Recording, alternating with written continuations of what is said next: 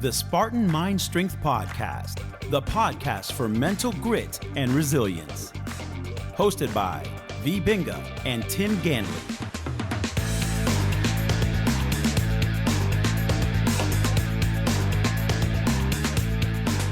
Hello, this is Tim. And this is V. And we welcome you to another episode of the Spartan Mind Strength Podcast. And what are we going to talk about today, Miss V? Same thing we talk about every time, Ayurveda. Stay tuned, we'll be right back.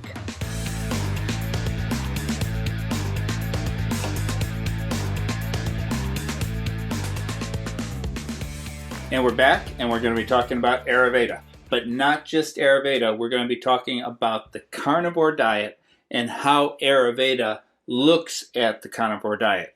Because if we were listening to most Ayurvedic practitioners, and we would be saying that the carnivore diet is completely against Ayurveda. You should not be doing a frickin' thing that's on the carnivore diet. And Shawn Baker, who's one of the main people that I know of that does it, is killing people. Now, with that said, that's the Ayurveda that's being pushed right now with a agenda to basically get rid of meat eating. Yes. Now, I want you to tell me who is the original writer, the first writer of Ayurveda, the first text. What's his name? Charaka. And the book that he composed, the collection of books, is Charaka Samhita. Okay, now with Charaka Samhita, or with Charaka, would he go and have a steak with Shawn Baker? Absolutely. He would be all over it. Now, absolutely. So he'd sit down and have a steak with Shawn? Yes. But today's people wouldn't. Probably not. Probably not. Okay. Now, with that, would he suggest that everybody else in the world go have a steak with Shawn Baker? Absolutely not. Okay. Why? Because he would say it depends. Do they like Shawn Baker? And most importantly, does Shawn Baker like them? And if that didn't work out right, then no. But he would suggest that depending on people's goals, because the goals are the whole thing.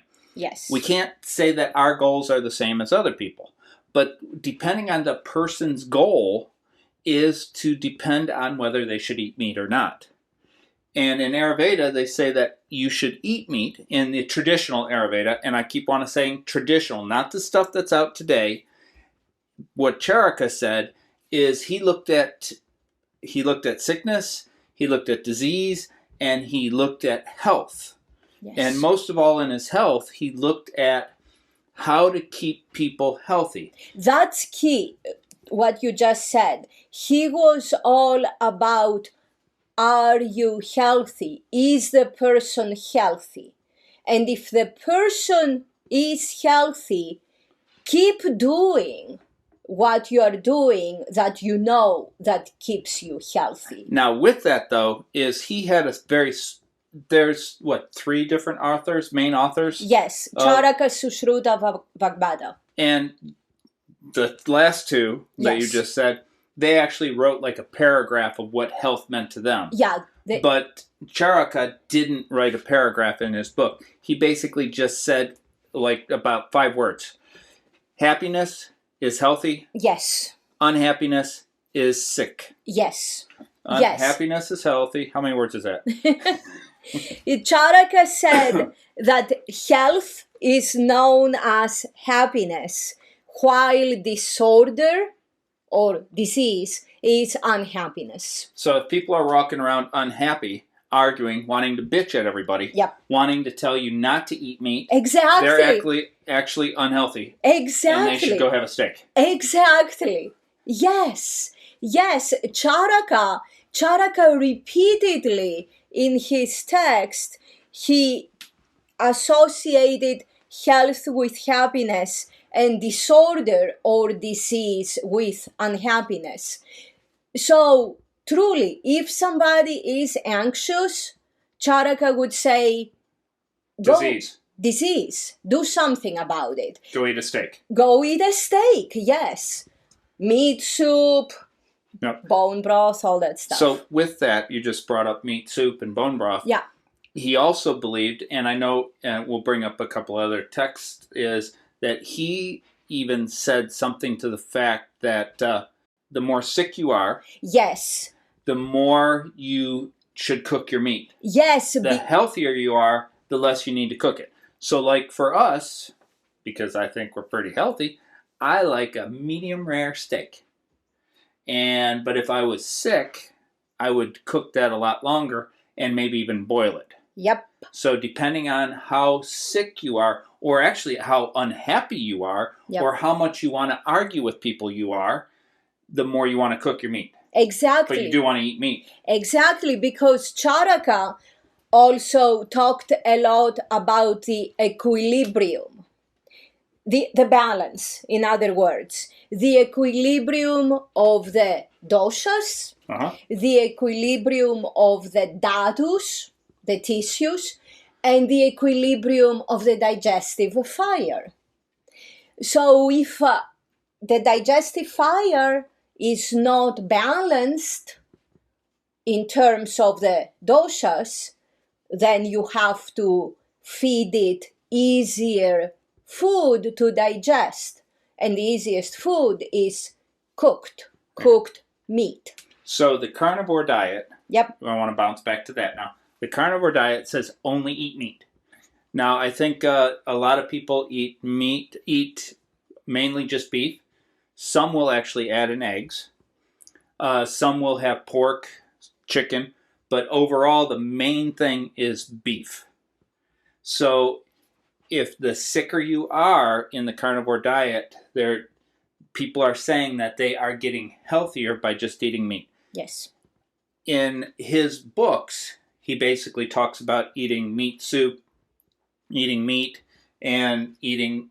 He doesn't really talk about eating vegetables or potatoes or starch. So the carbs, he really doesn't talk about eating, but he really does talk about eating protein and fat. Yes, absolutely. And protein and fat are a must for us to live. Yes. But carbs are not. So there are essential fats, there's essential proteins, but there are no essential carbs. Nope, absolutely not. So we really actually don't even need to eat carbs, but we do need to enjoy carbs, because he also talks about enjoying life. Fermented liquors are his thing, yes. So with what he does, so in reality we can look at it that the carnivore diet could really be a Ayurvedic diet, except what the carnivore diet leads out is what the Ayurvedic diet actually talks about is you eat that way if you're sick, if you're unhealthy.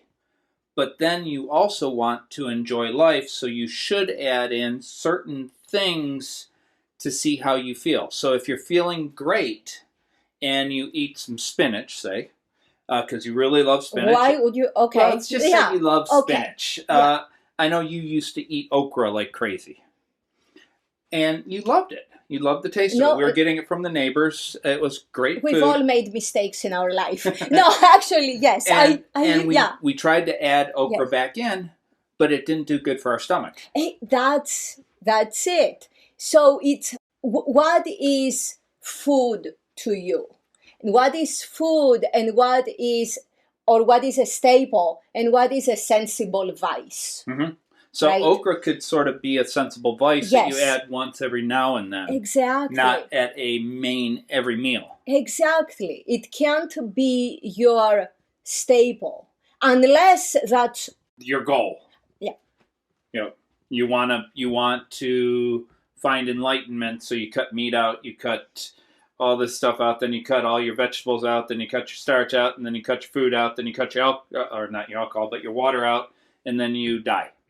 Yeah. So that would be the path to the yogis' enlightenment, is to get rid of everything in your life. That's not the path of Ayurveda, though. The goal of Ayurveda is to live the longest and healthiest life you can.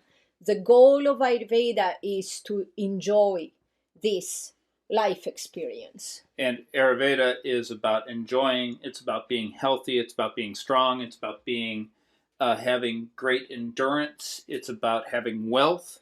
Yes. Where the yogic path is about enlightenment, which is getting rid of all your belongings, getting rid of all your food, becoming extremely unhealthy, and then basically living in a cave till you die. Exactly. And then supposedly, at that point in time, you find enlightenment, as long as you died properly.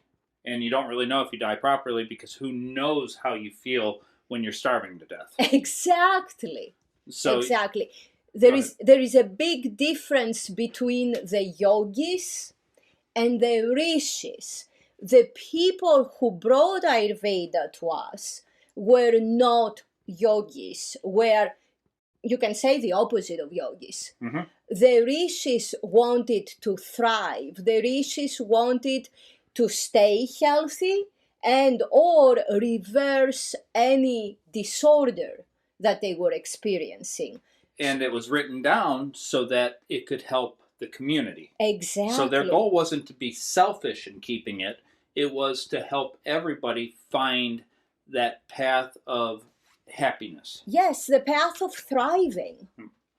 Where the yogi's path and the,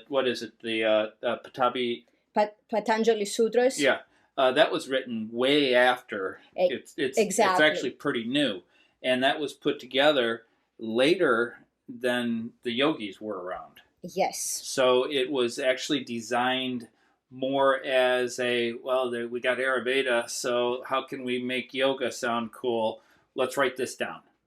And it was written for completely different reasons. Yep. Completely different reasons.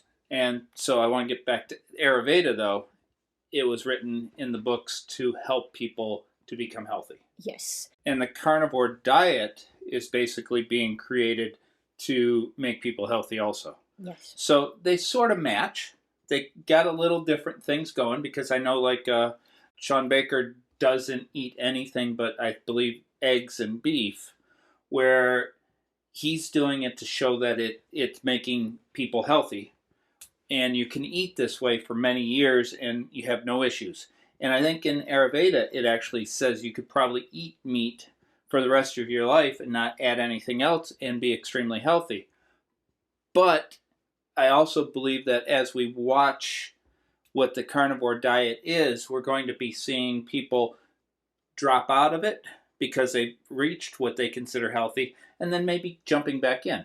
I know, for us, we eat a lot like the carnivore diet, and then we'll relax it a little bit because we're feasting, and then we will drop out of it. We'll also go into fasting. So those things it's not all or none. Yes. And I know that's what Ayurveda also talks about, is extremes don't work. For humans. Yep. And I know that right now everybody's doing the extreme of carnivore, but I think that as people start becoming healthy, we're going to see the extreme actually lower a little bit, because that is better for humans, right? Yes, and that's the thing. What are you doing it for? If you are trying to reverse a disease or an unhealthy situation, doing the extreme of carnivore for a certain amount of time might be the fastest way to health. But then afterwards, that may not be sustainable for your situation forever, say. Because it takes a certain discipline, right? It takes a certain amount of effort. It takes a lot to find tomahawk steaks. It does. You got to work at that to get a tomahawk, and be able to eat that every day.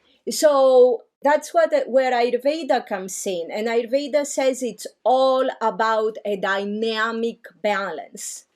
And that dynamic balance applies to everything. Applies to what we do, to our relationship with nature. We are not meant for extremes for a long period of time. We cannot sustain extremes as humans. We are meant to adapt. Yes. Then that's why we're around. That's why We've we are learned to around, adapt. right? The people that haven't learned to adapt are gone. But when you adapt, the danger is to go to the opposite extreme of what you were trying to remove yourself from. Like we adapted to cold, right? Mm-hmm. We created clothes. Yep, that's we watched a special on Big History. Yes. Talks about it, the adaptation. We adapted to cold through clothes, right? But then with certain clothes all the time, we lost the benefits of the vitamin D from the sun. So we go from one extreme to another extreme. Mm-hmm. And that's the thing. We have to find that balance. That we have to find that balance. And that is what Charaka talks about, is always finding a balance. Yep, that equilibrium. He loves that term because that's true thriving, mm-hmm. right? You have to find that magic dynamic balance that helps you maintain your flow. You can't find flow in extreme situations for a long period of time. I think we've talked enough about the carnivore diet. So the only thing I want to say before we say night-night is that I believe the carnivore diet is more Ayurvedic than vegan diet and the vegetarian diet. Is that correct? There is no comparison. The carnivore diet is an Ayurvedic diet. Vegetarianism and veganism is not. Until next time, much love from both of us. Namaste Kala. May we all be well, adapt, and thrive. If you found today's show helpful, please give us a rating, a review, or both. And subscribe to the podcast and never miss an episode. As always, Namaste Kala, which in Greek means, may we all be well. This program, copyright True Fitness Incorporated, all rights reserved.